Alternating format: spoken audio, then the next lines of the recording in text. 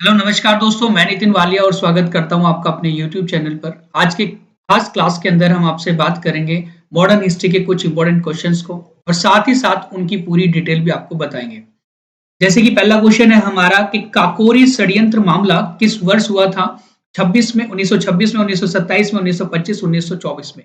तो सही आंसर हमारा लगेगा 9 अगस्त 1925 में काकोरी षड्यंत्र हुआ था। और ये काकोरी षड्यंत्र जो था वो काकोरी रेलवे स्टेशन पर था। काकोरी रेलवे स्टेशन पर था। ये काकोरी रेलवे स्टेशन लखनऊ के पास पड़ता है। ठीक है। हमारे एक सहारनपुर से जाने वाली ट्रेन थी, जो पैसेंजर ट्रेन थी, लखनऊ तक जाती थी। उस ट्रेन का नाम था eight town train. Eight town train के अंदर कुछ भारतीय क्रांतिकारियों के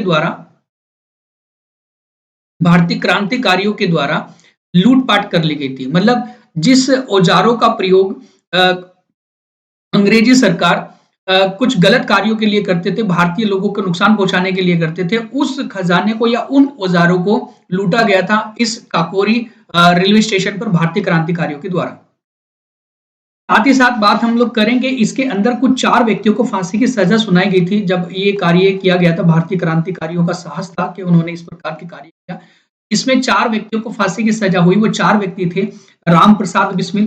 राम प्रसाद बिस्मिल को फांसी की सजा हुई और कहां पर हुई थी? गोरखपुर के अंदर। गोरखपुर में इनको फांसी की सजा हुई। ये क्वेश्चन भी आते हैं एग्जाम में। उसके बाद बात हम लोग करें कि इसमें अशफाकुल्ला खां, अशफाक उल्ला खां, इनको फांसी की सजा हुई थी और इनको फैजाबाद के अंदर हुई, जिसका फैजाबाद, जिसका नाम है अयोध्या आज। इसी में एक राजेंद्र लाहिड़ी को फांसी की सजा हुई थी। और राजेंद्र लाहिड़ी कहाँ को पर इनकी फांसी की सजा हुई थी? तो गोंडा के अंदर इनको फांसी की सजा हुई। गोंडा उत्तर प्रदेश में पड़ता है। एक आपने सुना होगा रोशन सिंह। तो रोशन सिंह को भी यहाँ पर फांसी की सजा हुई थी। ये भारतीय क्रांतिकारी थे जिनको फांसी की सजा हुई थी। इनको हुई थी नैनी के अंदर, प्रयागराज में। 4 क्रांतिकारी थे जिनको फांसी की सजा हुई थी काकोरी षड्यंत्र में। और इस काकोरी रेलवे स्टेशन का नाम भी काकोरी कांड रेलवे स्टेशन था, जिसका नाम अभी हाल ही में 2021 में चेंज करके काकोरी एक एक्शन स्टेशन नाम रखा गया। तो ये भी काफी जरूरी है कि वहां से कांड शब्द हटाया गया। नेक्स्ट क्वेश्चन है हमारा, ब्रिटिश को राजनीति शक्ति किसके बाद प्राप्त हुई थी? मतलब ब्रिटिश सरकार को जो राजनीतिक हमारी एक पॉलिटिकल पावर प्राप्त हुई थी वो किस युद्ध के बाद हुई थी? प्लासी का युद्ध, पानीपत का, बक्सर का युद्ध और वांडीवास का। ठीक है।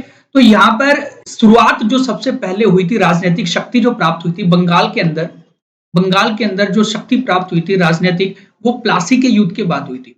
और प्लासी के युद्ध के बाद ही हमारा एक युद्ध हुआ था जिसका नाम था बक्सर का युद्ध। तो प्लासी का युद्ध कब हुआ, बक्सर का युद्ध कब हुआ, है ना? वांडीवास का युद्ध फ्रांसीसी और अंग्रेजों के बीच में हुआ था।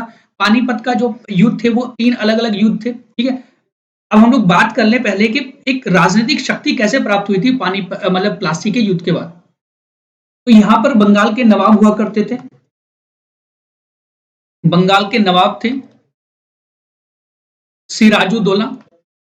सिराजुद्दौला, ये जो बंगाल के नवाब थे, इन बंगाल के नवाब ने 1756 के अंदर एक घटना हुई थी जिसका नाम था ब्लैक होल ट्रेजेडी। ठीक है ना, काल कोठरी की घटना।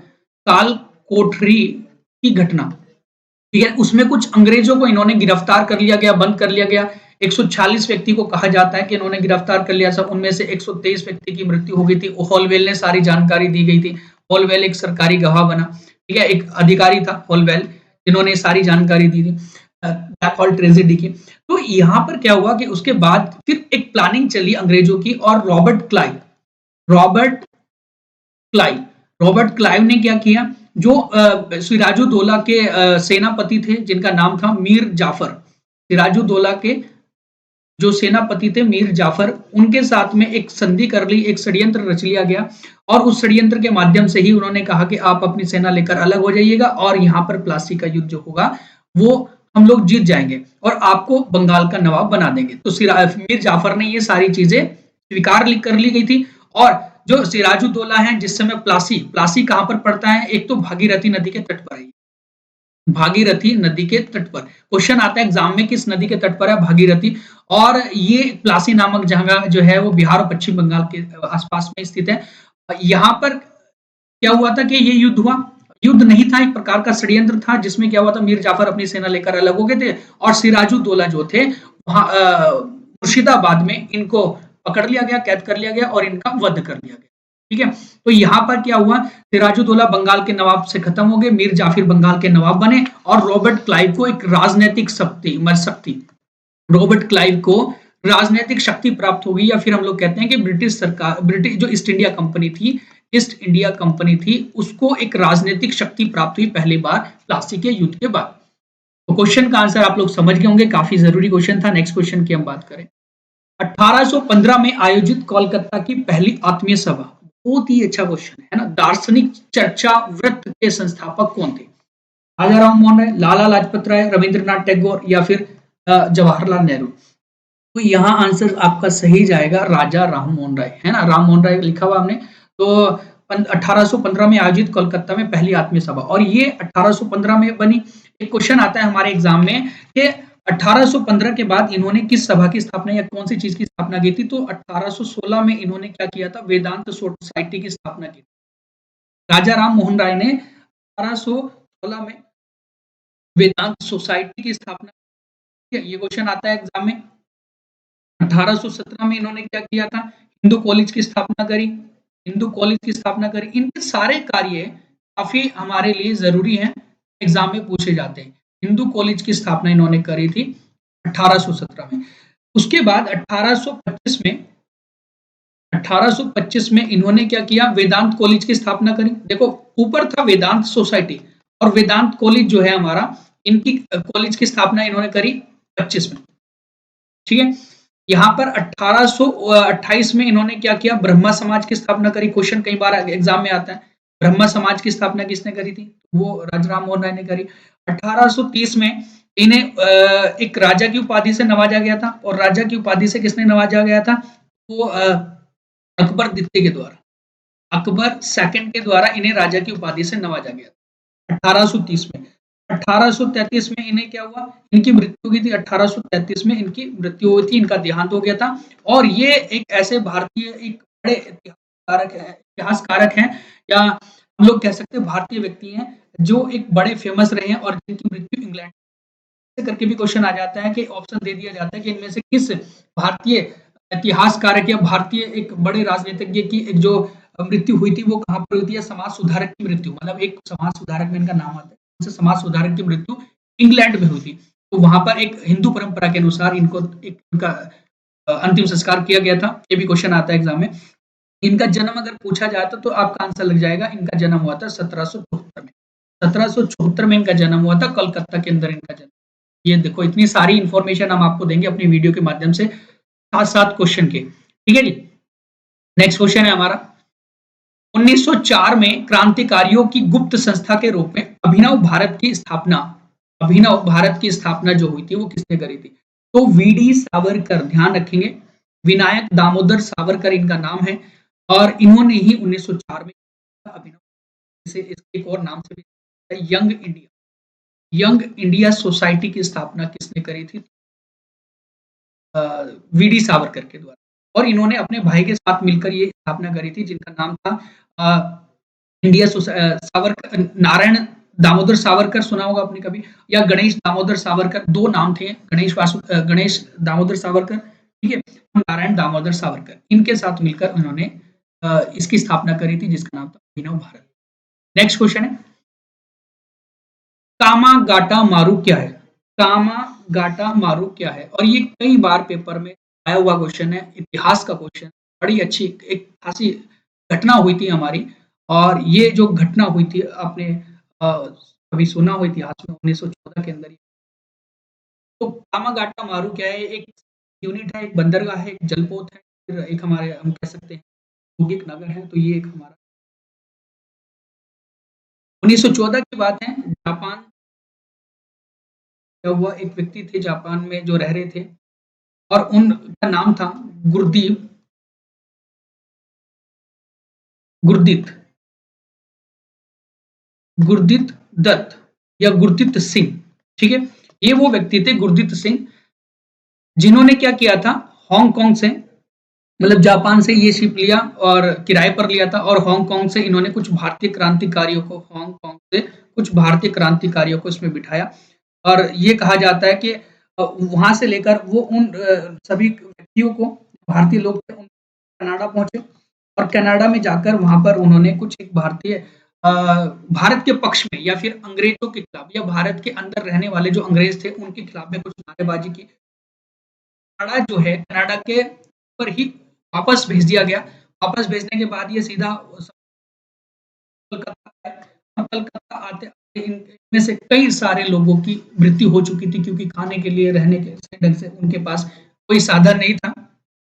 फिर वो कहा जाता है कि वहाँ पर कई सारे लोग जो हैं उनमें मारे गए थे, फिर कुछ लोगों को गिरफ्तार कर लिया गया था और इसके अलावा ये टोटल व्यक्ति जो आ जाता है कामागाटा मारू में जहाज में कितने व्यक्ति थे, तो 70 व्यक्ति टोटल प्रकार का जहाज था। ठीक है, नेक्स्ट क्वेश्चन है किस राष्ट्रीय संघ के सदस्यों के नेतृत्व चंद्रशेखर आजाद और भगत सिंह ने किया था? कौन सी राष्ट्रीय संघ? तो ये आंसर लगेगा आपका Hindustan Republican association, Hindustan socialist Republican association. देखो हिंदुस्तान रिपब्लिकन एसोसिएशन अलग थी, इसकी स्थापना 1924 में हुई थी और सोशलिस्ट जो शब्द इसमें जुड़ा था वो 1928 में जुड़ा था, 1928 में जुड़ा। और ये जो फिरोज शाह कोटला मैदान है वहां पर इसकी स्थापना की गई थी, फिरोज शाह कोटला मैदान, ठीक है। और इस कोटला मैदान का नाम आज क्या कर दिया गया है, इसका नाम अब रख दिया गया है एटली, है ना। तो मतलब तो हमारे भारत के फाइनेंस मिनिस्टर थे अरुण जेटली, अरुण जेटली मैदान इसका रख दिया गया है फिलहाल के टाइम में, वर्तमान में इसका नाम है अरुण जेटली मैदान, पहले नाम था मैदान और उसी में हिंदुस्तान सोशलिस्ट रिपब्लिकन एसोसिएशन की स्थापना हुई थी जिसका नेतृत्व जो चंद्रशेखर आजाद और भगत सिंह आदि किया गया। बहुत ही इंपॉर्टेंट क्वेश्चन है सारे के सारे, लगातार वीडियो को देखते रहिएगा, क्लास को देखे रहिए। नेक्स्ट क्वेश्चन है हमारा भारत में जनरल डायर के प्रशासन के दौरान कौन सा कानून लागू किया गया था? मार्शल लॉ था, साइमन कानून था, भेदभाव कानून था या निवारण कानून था? तो यहाँ आंसर लगेगा हमारा मार्शल लॉ। मार्शल लॉ जो है हमारा उसे एक अन्य नाम से भी जाना जाता है, कई बार हमारे आज के टाइम में भी ये कानून लगता है किसी अन्य अन्य देशों में, इसे कहते हैं सैनिक कानून, सैनिक कानून। तो जहां सैनिकों का एक पूरा एक हम कह सकते हैं कानून लग जाता है उसे मार्शल लॉ कहते हैं और ये कई घटनाओं के बीच लगता है, कई घटनाओं में लग जाता है। तो जिस समय हमारे जलियांवाला बाग हत्याकांड हुआ था और जलियांवाला बाग हत्याकांड हुआ था 13 अप्रैल 1919 में 1919 में और वहां पर जनरल डायर ने गोली चलाने के आदेश दे दिए, गोली चलाने के आदेश दिए थे, तो माहौल बिगड़ चुका था। पूरे पंजाब रीजन में माहौल बहुत ज्यादा बिगड़ गया था, तो वहां पर वहां की स्थानीय जो सेना थी वो कुछ नहीं कर पा रही थी, इसलिए वहां पर एक सैनिक कानून लगाया गया था, मार्शल लॉ जिसे कहा जाता है, जनरल डायर। अब जनरल डायर के प्रशासन के दौरान ये लगा था। अब एक क्वेश्चन हमारे पेपर में है वो ये है कि जलियांवाला बाग हत्याकांड जो हुआ था वो उसके बाद फिर 2 कमेटी बनाई गई थी। वो 2 कमेटी कौन-कौन सी थी जिन्होंने एक पूरा इन्वेस्टिगेशन किया गया था। एक कमेटी का नाम था तहकीकात कमेटी, ठीक है? और दूसरी कमेटी का नाम क्या था? Hunter committee. हंटर कमेटी अंग्रेजों की तरफ से थी, तहकीकात कमेटी हमारे भारत की तरफ से थी। हंटर कमेटी के अध्यक्ष थे एक हंटर और तहकीकात मदन मोहन मालवीय, मदन मोहन मालवीय। तो ये भी क्वेश्चन आपने ध्यान रखना है कि कौन सी कमेटी बनी थी, तो तहकीकात कमेटी बनी, हंटर कमेटी बनी, तहकीकात कमेटी के ही जनरल डायर की हत्या किसने की थी, ये क्वेश्चन आ जाता है एग्जाम में, उधम सिंह के द्वारा की गई, उधम सिंह के द्वारा की गई, ठीक है। नेक्स्ट क्वेश्चन है भारतीय राष्ट्रीय कांग्रेस का चुना गया प्रथम मुस्लिम अध्यक्ष कौन था? फर्स्ट एक मुस्लिम president of Indian national Congress, तो इनमें से मौलाना आजाद था, मोहम्मद अली बदरुद्दीन तैयबजी था, ये शाह वली उल्लाह था, ठीक है। तो ये आंसर बिल्कुल हमारे गलत है और इसमें सही आंसर है हमारा option number Badruddin Tyabji, Badruddin Tyabji Indian national Congress. तो अगर मैं बात करूं ये हमारे 4 शहर हैं, एक तो हमारा मुंबई है, एक हमारा कलकत्ता है, ये हमारा है मद्रास ठीक है? और ये है हमारा इलाहाबाद, ठीक है? शुरुआत के अगर 4 जो हमारे सेशन हुए थे या सबमिट हुई थी, उनके अध्यक्ष कौन थे? तो मुंबई में 1885 में हुआ था और डब्ल्यू.सी. बैनर्जी, व्योमेश चंद्र बैनर्जी, ठीक है? इसके बाद हुआ कलकत्ता में, तो कलकत्ता में 1886 में हुआ था। के अध्यक्ष बनाए गए थे दादा भाई नौरोजी, दादा भाई नौरोजी और दादा भाई नौरोजी को ही हम लोग the great old man of India भी कहा कहते हैं। दादा भाई नौरोजी ने ही इस पार्टी का नाम इंडियन नेशनल कांग्रेस रखा था, इंडियन नेशनल कांग्रेस रखा था, आईएनसी। उससे पहले इस पार्टी की स्थापना जो 1884 में हुई थी, 1884 में इसकी स्थापना हुई थी इंडियन नेशनल यूनियन के नाम से और इसकी स्थापना की गई थी हमारा ए ओ ह्यूम के द्वारा। ए ओ ह्यूम के द्वारा इसकी स्थापना की गई थी। इसके अध्यक्ष से पहले हमारे 1885 में डब्ल्यू बी सी बैनर्जी, 1886 में सेशन हुआ कोलकाता के अंदर दादा भाई नौरोजी, पास के अंदर जो सेशन हुआ तो वहां पर 1800 ये हुआ था 87 के अंदर और इसी में बने थे बदरुद्दीन तैयबजी पहली बार इंडियन नेशनल कांग्रेस के अध्यक्ष, पहले मुस्लिम थे जो अध्यक्ष। इलाहाबाद के अंदर हुआ 1888 में और इसके अध्यक्ष कौन बने थे? अध्यक्ष बने जॉर्ज यूले। जॉर्ज यूले ये फर्स्ट यूरोपियन अध्यक्ष थे हमारे जो इंडियन नेशनल कांग्रेस के थे, जॉर्ज यूले। तो ये 4 सेशन हुए थे स्टार्टिंग के, हमने बताया आपको। इसके जो फाउंडर है ए ओ ह्यूम है इंडियन नेशनल कांग्रेस के। इंडियन नेशनल कांग्रेस नाम किसने दिया था? दादा भाई नौरोजी ने दिया था। और पहली कहां पर हुई थी? तो ये मुंबई के अंदर हुई थी और मुंबई के अंदर कहां पर हुई थी? गोकुल दास तेजपाल संस्कृत विश्वविद्यालय। नेक्स्ट क्वेश्चन है, भारतीय राष्ट्रीय कांग्रेस ने लाहौर अधिवेशन में पूर्ण स्वराज पूर्ण स्वतंत्रता का प्रस्ताव किस तिथि को पारित किया था? ठीक है, किस तिथि को पारित किया था? तो ये 15 दिसंबर है, 21 दिसंबर है, 26 दिसंबर, 19 दिसंबर 1929 है।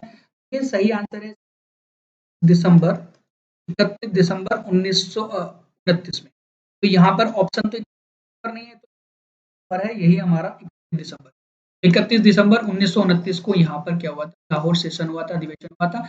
लाहौर रावी नदी के तट पर है और रावी नदी के तट पर ही पंडित नेहरू के द्वारा इसकी अध्यक्षता की गई थी। पंडित नेहरू ने क्या किया था? पहली बार तिरंगे को या भारतीय झंडे को फहराया था। पहली बार कौन से इंडियन नेशनल कांग्रेस सेशन में भारतीय तिरंगे को फहराया गया था? तो वो था हमारा 1929 का लाहौर अधिवेशन, जिसमें पूर्ण स्वराज की मांग भी करी थी और एक वचन लिया था कि भारत के अंदर हम लोग अगले साल पूर्ण स्वराज मनाएंगे अपना। और 26 जनवरी 1930 को भारत के अंदर इंडियन नेशनल कांग्रेस पार्टी के द्वारा पहला पूर्ण स्वराज मनाया गया था जनवरी। नेक्स्ट क्वेश्चन है, स्वराज पार्टी के निर्माण में मोतीलाल नेहरू के 7 निम्न में से किसकी प्रमुख भूमिका थी? सुरेंद्रनाथ बैनर्जी की, सुभाष चंद्र बोस, पाल की या चित्तरंजन दास? तो सही आंसर है हमारा चित्तरंजन दास। 1923 में इस पार्टी का गठन हुआ था। 1922 में चोरा चोरी कांड हुआ था जिसमें गांधी जी के द्वारा ऐसे वापस ले गांधी जी के से नाराज होकर क्योंकि उन्होंने असहयोग आंदोलन वापस लिया, क्योंकि वो मूवमेंट ऐसा चल रहा था जिसमें भारत को आजादी दिलाने में बहुत ज्यादा भूमिका निभा रहे थे। वो मूवमेंट या बहुत सारे क्रांतिकारी आंदोलन हो रहे थे असहयोग आंदोलन के से मिलते जुलते, लेकिन महात्मा गांधी ने असहयोग आंदोलन को वापस ले लिया गया था। 1920 में असहयोग आंदोलन चला था, 22 में इसको वापस ले लिया गया था।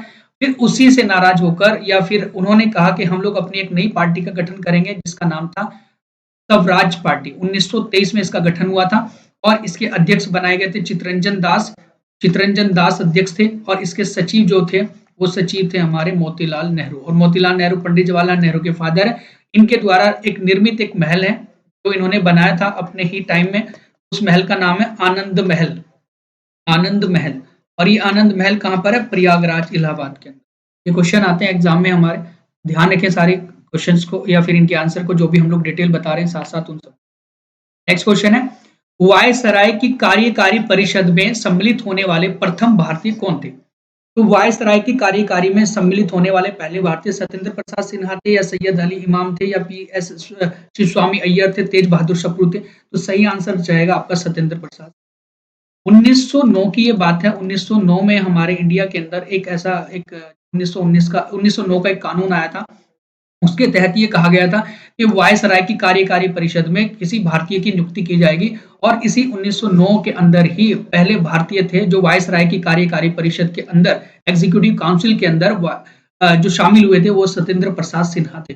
और ये सत्येंद्र प्रसाद सिन्हा एक बहुत ज्यादा होनहार व्यक्ति थे। इनको 1920 में 1920 में एक तो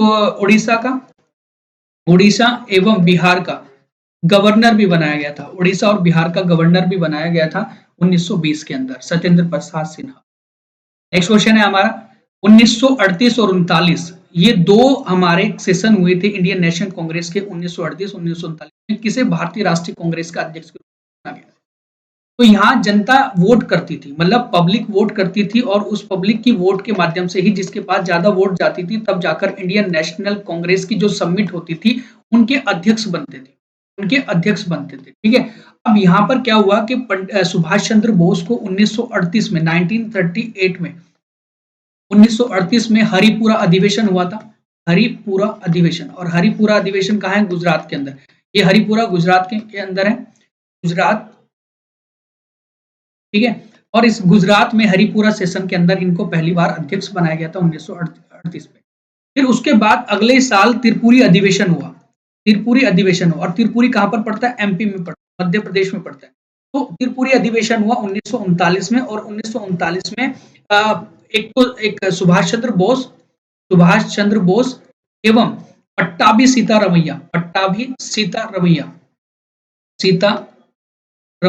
ठीक है। ये पट्टाभी सीतारमैया और सुभाष चंद्र बोस दो व्यक्ति खड़े हुए थे और जनता ने या फिर पब्लिक ने जो नियुक्त किया था या फिर इनको निर्वाचित किया था वो सुभाष चंद्र बोस को कर दिया था।